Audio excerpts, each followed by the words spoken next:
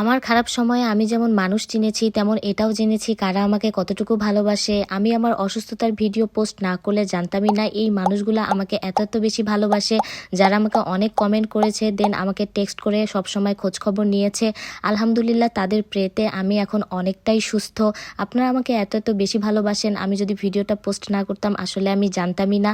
আপনাদেরকে সকলকে অনেক অনেক ধন্যবাদ, অসংখ্য ধন্যবাদ এত এত ভালোবাসা দেওয়ার জন্য আর এভাবে খোঁজখবর নিয়ে সাপোর্ট করার জন্য।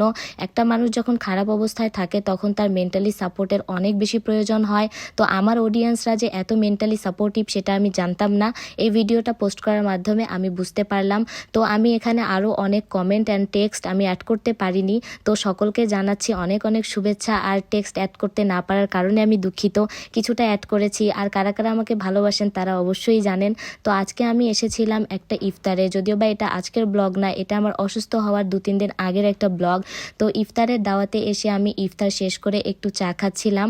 তো এই দাওয়াতটা ছিল আমার বাসার পাশের বাসার এক মামা দিয়েছিল, তো তার ইফতারে অ্যাটেন্ড করেছিলাম। আমি অসুস্থতার কারণে ব্লগটা এডিট করতে পারিনি, তো আজকে এডিট করে ছাড়লাম। আপনারা আমাকে এভাবেই ভালোবাসা দিবেন। টাটা, বাই বাই, ধন্যবাদ সবাইকে।